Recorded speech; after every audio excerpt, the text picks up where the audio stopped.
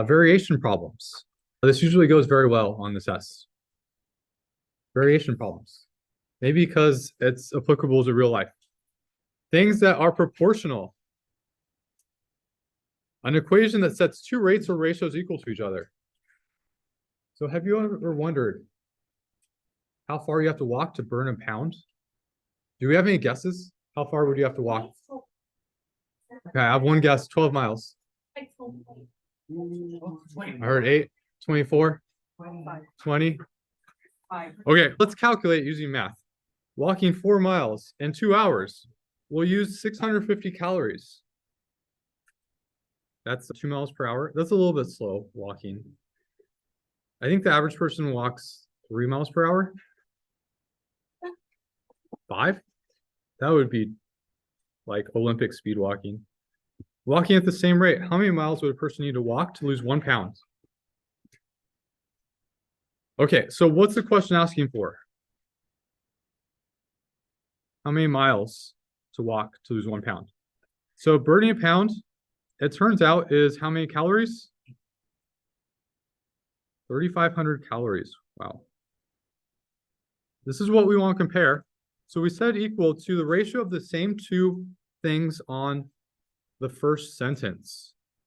So I'm talking about miles walked over calories. So if I divided those on the other side, what would I have? How many miles walked? 4 miles. And how many calories burned? 650 calories burned. So how do I solve this for x? Oh no. Oh no. Oh, stop saying that. What does cross multiply mean? Okay, I'm going to cross multiply because you told me to. So this isn't an actual thing. It is, but you did a shortcut for something else that ends up being longer.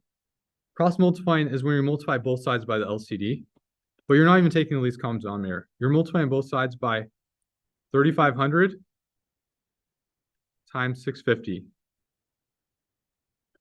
When you cross multiply, this is what you're doing to both sides. And you're saying the 650s cancel, 3,500s cancel. Does that make sense? Okay. But instead, what's a faster way to solve this? To get x by itself. Multiply by what? Yes, 3,500. Very good. So x is equal to, this is a calculator course. What is that? Yeah, 3,500, oops, divided by 650. So what does that mean? Oh, yeah. You have to walk 21.54 miles to burn 1 pound if you're going 2 miles per hour. So maybe go a little bit faster. Yeah, maybe run.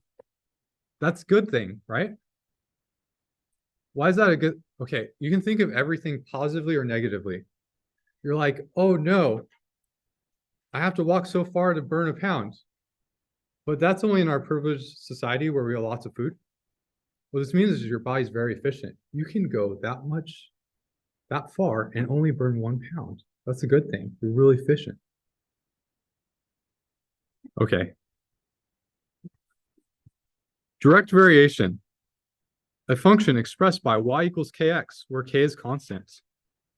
What does this look like? Let's say k is 2. Do you know what that graph would look like? Y is equal to 2x. Yeah, it's a line, right? But the point is, what happens as x increases? What happens to y? 2 times a larger number is larger. So as x increases, y increases also. What happens as x decreases? Y decreases also. So that's why it's called direct variation. Because one increases, so does the other. As one decreases, so does the other. Let's try applying this to a problem. Do you want to do the diving problem or the artist's noticing proportional body parts? Diving? Okay.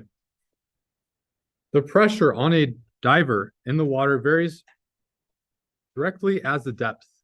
So this tells me that my equation will be of the form P is equal to some constant times the depth. This is what direct variation means. And it means that when the depth increases, so does the pressure. As the depth decreases, so does the pressure. Okay, if the pressure is 3.6 pounds per square inch, when the depth is 8 feet, that tells us that we can find the constant. How do I find K? Yeah, what's 3.6 divided by 8? K is equal to 0.45. So we plug this into this other equation here. P is equal to 0.45 D. Now you found this magical equation that you can plug in any depth and find the pressure. So it's quite useful, right? And so P is equal to 0.45. Let's find the pressure when the depth is 30 feet. What's 30 times 0.45? P is equal to 13.5 pounds per square inch. For these problems, it's an application word problem, so units do matter for your answer. That's a good question. Is this question? Yeah. Do we need to convert the feet to inches? Yeah, we'd have to convert one of them to match, right? Okay, so how many inches is 8 feet? 12. Okay, so how does this change my answer? What's 8 times 12? 90, is it 96? 80, yeah, 96. Okay, so what's my constant then? 3.6 divided by 96, 0.0375. Okay, times, so 0.0375 times 30 feet would be 30 times 12. So the point here is we're doing feet times 12 inches per foot, and the units are canceling to give us inches. So that gives us what?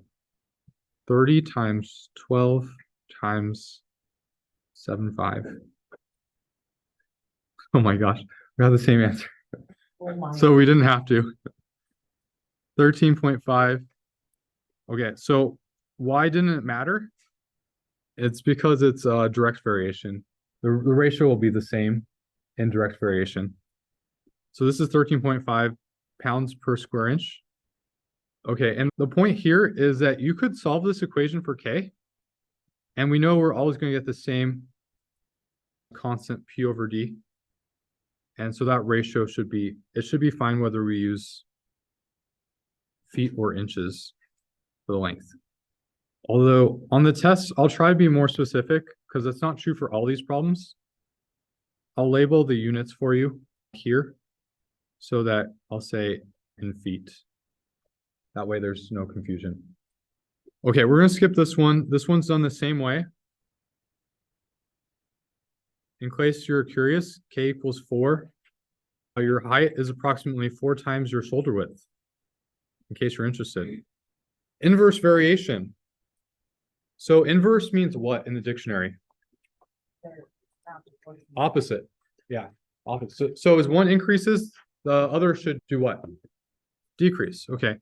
It turns out instead of multiplying by a constant, you divide constant by your variable. That's inverse relation because as we go to right here, we're decreasing in value. As we're increasing the rate, we're decreasing the time. Okay, so this one comes from physics. The current I in a wire varies directly as the voltage and inversely as the resistance. Okay, I varies directly as the voltage. I is equal to some constant times the voltage. And inversely as the resistance. So we divide by R. Any questions about this? So as V increases, I will increase. As R increases, I will decrease. We read the next sentence. If the current is 27.5 amps, when the voltage is 110 volts, and the resistance is 4 ohms. What's K equal to? Or how do we solve for K? We multiply both sides by the reciprocal of 110 fourths, 4 over 110. What did you get? Did we plug it into our calculator? Does anyone remember from physics the equation for current? I equals V over R. The answer is 1, because the equation from physics is I is equal to 1V over R. So now we have an equation that we could plug in any voltage, any resistance, and find the current through the wire. So what does it want us to plug in this time? When the voltage is 195 and the resistance is 12 ohms, what's the current? 16.25 amps. Any questions about this? Why did we do the beginning? In case you didn't know. But yeah, you're right. On the test, I probably shouldn't give you one that's common knowledge. Yeah. So you should be able to do this just in case you can't know the constant right away. Right. Just like this previous one, I don't think it's common knowledge that your height is about 4 times your shoulder width. Okay. Joint variation. So just think of joint variation as direct variation twice. So if Z varies jointly as X and Y, oh, sorry, typo. Z is equal to K times X times Y. We're going to skip this one and go to a more difficult joint variation problem. It's the very last problem. The volume of a right circular cone varies jointly as the square of the radius and the height. So we have a right circular cone. It looks like this. And this is the height. This is the radius. So it's telling me that I can come up with the equation of the volume by setting up a variation. The volume of a right circular cone varies jointly as the square of the radius,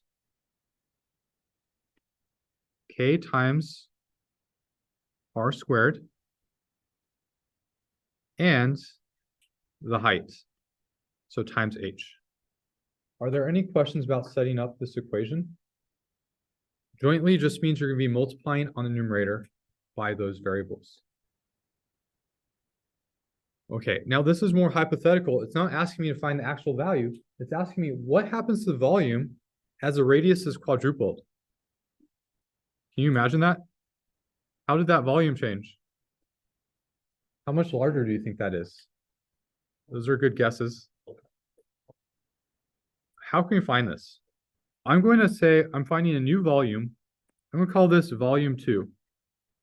The equation will be K times the new radius, R2, squared, and the new height, H2. Of that red cone, how's the height differ from my original? The height is the same for the red cone and the black cone. So I'm going to say H2 is equal to the old H. Okay, what about R2? Yes, it's 4 times the old radius. So we're going to plug that in here. K times, in parentheses, 4R squared. And for H, H2, I'll plug in H. So how do I simplify this? What's 4R times 4R? 16R squared. Yes, very good. Which is really equal to 16 times K times R squared times H, which is my old volume. 16 times the old volume. Volume is 16 times larger. That's shocking, right? Increase the radius by 4, is 16 times larger because 4 squared is 16. Any questions about that? So what do you think will happen if the radius stays the same and the height is 4 times bigger. Yes, that's right. Okay, that's ridiculous. So I'd say my new volume has the same radius, but now the height is 4 times bigger, which we can write as 4 times k r squared h, 4 times the old volume. Volume is 4 times larger. So can you answer what happens if the radius is doubled and the height is doubled to the volume? So what happens if the radius is doubled and the height is doubled? 4r squared times 2h gives me 8. I get 8 times the volume.